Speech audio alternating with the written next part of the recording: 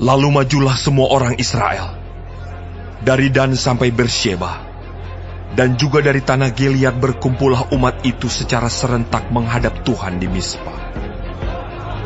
Maka berdirilah para pemuka dari seluruh bangsa itu, dari segala suku orang Israel, memimpin jemaah umat Allah, yang jumlahnya 400.000 orang berjalan kaki, yang bersenjatakan pedang.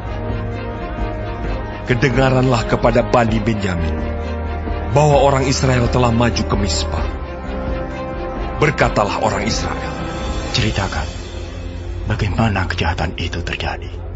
Lalu orang Lewi, suami perempuan yang terbunuh itu, menjawab, Aku sampai dengan gundikku di Gibea, kepunyaan suku Benyamin, untuk bermalam di sana.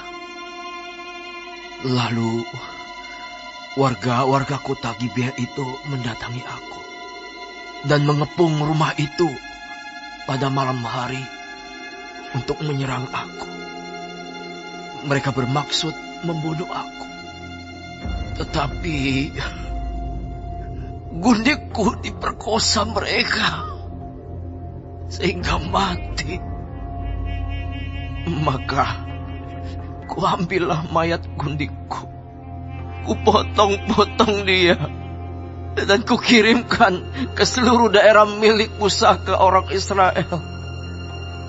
Sebab orang-orang itu telah berbuat mesum dan berbuat noda di antara orang Israel. Sekarang kamu sekalian, orang Israel, telah ada di sini. Berikanlah di sini pertimbanganmu dan nasihatmu. Kemudian bangunlah seluruh bangsa itu dengan serentak, sambil berkata, Seorang pun daripada kita takkan pergi ke kemahnya. Seorang pun daripada kita takkan pulang ke rumahnya. Inilah yang akan kita lakukan kepada Gibea, memeranginya dengan membuang undi.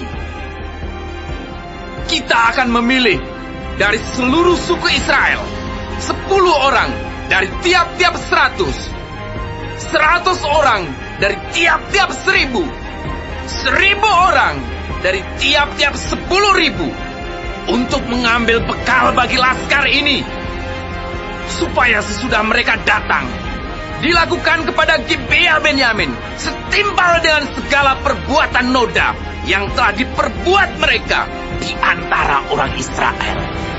Demikianlah orang Israel berkumpul melawan kota itu. Semuanya bersekutu dengan serentak. Kemudian suku-suku Israel mengirim orang kepada seluruh suku Benyamin dengan pesan, Apa macam kejahatan yang terjadi di antara kamu itu?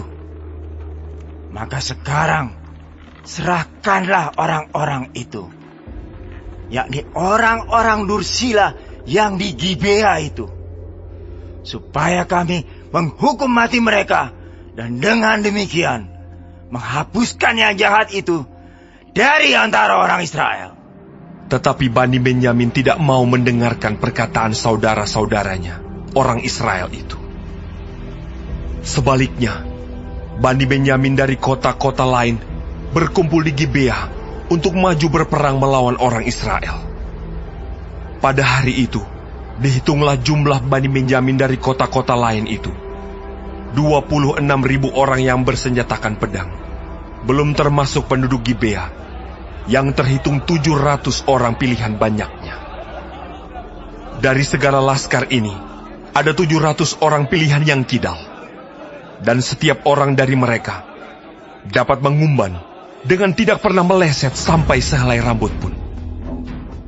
Juga orang-orang Israel dihitung jumlahnya, dengan tidak termasuk suku Benyamin, ada 400.000 orang yang bersenjatakan pedang. Semuanya itu prajurit. Lalu orang Israel berangkat dan maju ke Betel. Di sana mereka bertanya kepada Allah, Siapakah dari kami yang lebih dahulu maju berperang melawan Bani Benyamin? Jawab Tuhan, Suku Yehudalah lebih dahulu. Lalu orang-orang Israel bangun pagi-pagi dan berkemah mengepung Gibea. Kemudian majulah orang-orang Israel berperang melawan suku Benyamin. Orang-orang Israel mengatur barisan perangnya melawan mereka dekat Gibea. Juga Bani Benyamin maju menyerang dari Gibea dan menggugurkan ke bumi 22.000 orang dari antara orang Israel pada hari itu. Tetapi laskar orang Israel mengumpulkan segenap kekuatannya, lalu mengatur pula barisan perangnya di tempat mereka mengatur barisannya semula. Kemudian pergilah orang-orang Israel, lalu menangis di hadapan Tuhan sampai petang. Sesudah itu mereka bertanya kepada Tuhan, "Akan pergi pulakah kami berperang melawan Bani Benyamin, saudara kami itu?" Jawab Tuhan, Majulah melawan mereka. tetapi ketika orang-orang Israel pada hari kedua sampai di dekat Bani Benyamin, maka pada hari kedua itu, majulah suku Benyamin dari Gibea menyerbu mereka, dan digugurkannya pula ke bumi 18.000 orang di antara orang-orang Israel, semuanya orang-orang yang bersenjatakan pedang. Kemudian pergilah semua orang Israel, yakni seluruh bangsa itu, lalu sampai di Betel. Di sana mereka tinggal menangis di hadapan Tuhan, berpuasa sampai senja pada hari itu, dan mempersembahkan korban bakaran dan korban keselamatan di hadapan Tuhan. Dan orang-orang Israel bertanya kepada Tuhan. Pada waktu itu, ada di sana tabut perjanjian Allah. Dan Pinehas bin Eleazar bin Harun menjadi imam Allah pada waktu itu. Kata mereka, "Haruskah kami maju sekali lagi untuk berperang melawan Bani Benyamin saudara kami itu? Atau haruskah kami hentikan itu?" Jawab Tuhan, Majulah, sebab besok aku akan menyerahkan mereka ke dalam tanganmu. Lalu orang Israel menempatkan penghadang-penghadang sekeliling Gibea. Pada hari ketiga, majulah orang-orang Israel melawan Bani Benyamin dan mengatur barisannya melawan Gibea seperti yang sudah-sudah. Maka majulah Bani Benyamin menyerbu laskar itu. Mereka terpancing dari kota, dan seperti yang sudah-sudah, mereka mulai menyerang laskar itu pada kedua jalan raya. Yang satu menuju ke Betel, dan yang lain ke Gibea melalui padang. Sehingga terbunuh beberapa orang, kira-kira 30 orang di antara orang Israel. Maka kata Bani Benyamin, "Orang-orang itu telah terpukul kalah oleh kita seperti semula." tetapi orang-orang Israel telah bermufakat lebih dahulu. "Marilah kita lari dan memancing mereka dari kota ke jalan-jalan raya." Jadi orang Israel bangun dari tempatnya dan mengatur barisannya di Baal Tamar. Sedang orang Israel yang menghadang itu tiba-tiba keluar dari tempatnya, yakni tempat terbuka dekat Gebal, dan sampai di depan Gibea, sebanyak 10.000 orang pilihan dari seluruh Israel. Pertempuran itu dahsyat, tetapi Bani Benyamin tidak tahu bahwa malapetaka datang menimpa mereka. Tuhan membuat suku Benyamin terpukul kalah oleh orang Israel. Dan pada hari itu, orang-orang Israel memusnahkan dari antara suku Benyamin 25.100 orang, semuanya orang-orang yang bersenjatakan pedang. Bani Benyamin melihat bahwa mereka telah terpukul kalah. Sementara orang-orang Israel agak mundur di depan suku Benyamin, sebab mereka mempercayai penghadang-penghadang yang ditempatkan mereka untuk menyerang Gibea. Maka segeralah penghadang-penghadang itu menyerbu Gibea. Mereka bergerak maju dan memukul seluruh kota itu dengan mata pedang. Tetapi orang-orang Israel telah bermufakat dengan penghadang-penghadang itu untuk menaikkan gumpalan asap tebal dari kota itu. Ketika orang-orang Israel mundur dalam pertempuran itu, maka suku Benyamin mulai menyerang orang Israel, sehingga terbunuh kira-kira 30 orang, karena pikir mereka,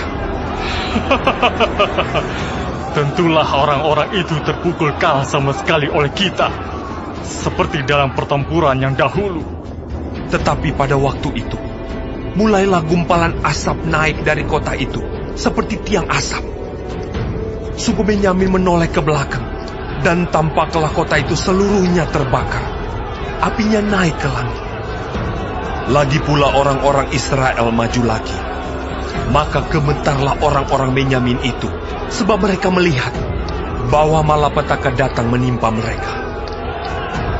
Jadi, larilah mereka dari depan orang-orang Israel itu ke arah padang gurun. Tetapi pertempuran itu tidak dapat dihindari mereka. Lalu orang-orang dari kota-kota menghabisi mereka di tengah-tengahnya. Mereka mengepung suku Benyamin itu, mengejarnya dengan tak henti-hentinya, dan melandanya sampai di depan Gibea, di sebelah timur. Dari Bani Benyamin ada tewas 18.000 orang. Semuanya orang-orang gagah perkasa. Yang lain berpaling lari ke padang gurun, ke bukit Batu Rimon. Tetapi di jalan-jalan raya, masih diadakan penyabitan susulan di antara mereka. 5.000 orang. Mereka diburu sampai ke Gideon, dan dipukul mati 2.000 orang dari mereka. Maka yang tewas dari suku Benyamin pada hari itu, seluruhnya berjumlah 25.000 orang yang bersenjatakan pedang. Semuanya orang-orang gagah perkasa. Tetapi 600 orang berpaling lari ke padang gurun, ke bukit Batu Rimon, dan tinggal 4 bulan lamanya di bukit batu itu. Tetapi orang-orang Israel kembali kepada Bani Benyamin, dan memukul mereka dengan mata pedang, baik manusia, baik hewan, dan segala sesuatu yang terdapat di sana. Juga segala kota yang terdapat di sana, mereka musnahkan dengan api.